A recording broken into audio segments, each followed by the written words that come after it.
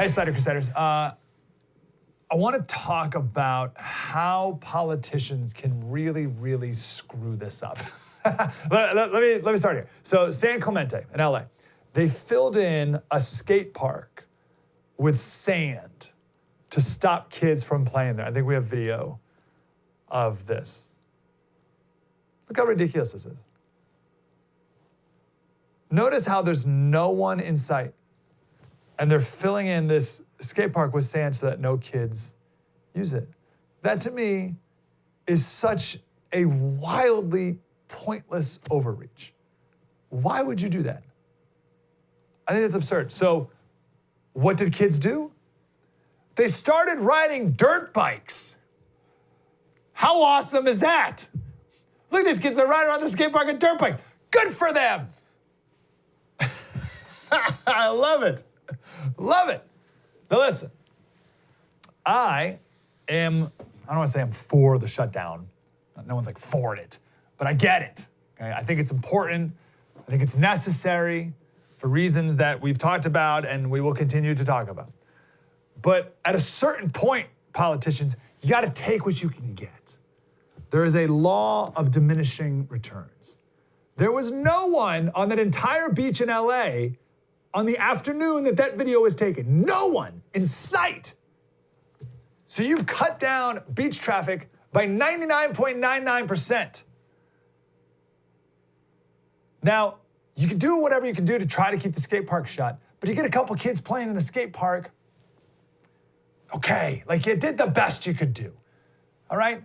That 0.01% of people is not worth being a spiteful psycho about. I mean, you could put landmines in the skate park too, right? Like, so you know that there's a law of diminishing returns. You know it's not worth putting landmines in the skate park to keep the kids out. So just let it go. Let it go. Draw a different line. Whatever, politicians, whatever line you think we need to draw, take it back half a notch. I think that's probably pretty safe. Take it back half a notch, it'll be okay. I want to talk about a couple reasons here. I think I have three, but there may be more. Reasons why people will freak out. All right, there's this very like, oh, we're all in this together, and there was this great season of I don't want to say trust, but understanding and patience, and that could go on for longer. But if the government does a couple of these things that we're starting to see more of them, then it's just going to stop right now, and like all that trust, all that goodwill, just gone. Now, as we talked about with Rob a second ago, I'm for grace. I'm giving grace to everyone, every politician throughout this entire thing because it's hard, right? So I'm giving grace whether it's overkill like the governor of Michigan or whether you're way too lax like the mayor of Las Vegas, right? I get every perspective here, and you're not going to get everybody on the same page, and that's fine, and we need to find best practices, and hopefully we can come to some sort of consensus over time. I get it. But there's some things that politicians should learn from and not do. Otherwise, the whole thing falls apart.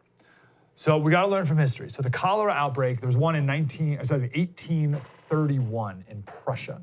This is from the Prussian State Gazette in 1831. Groups of people who did not agree with the cholera regulations assembled for the funeral of a carpenter. After refusing to a request to disperse, because they were not quarantining, 1831, the dissenters invaded the police building and threw files and papers into the street. The military fired on the crowd and 8 people were killed. Okay, that was 1831, and the newspaper attributed the revolt to a general misunderstanding of the interpretation of the measures against cholera.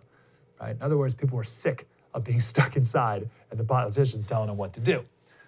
So the guy died. Doctors said he died from cholera. His family said he died from something else. So they said, we're going to have a funeral. The health officials and the politicians said, no, you can't.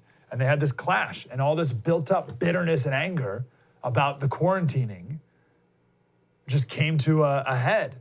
And at that time, people believed that, or over time, I should say, people thought that this was a government conspiracy to keep the government, to prevent people from going about their lives.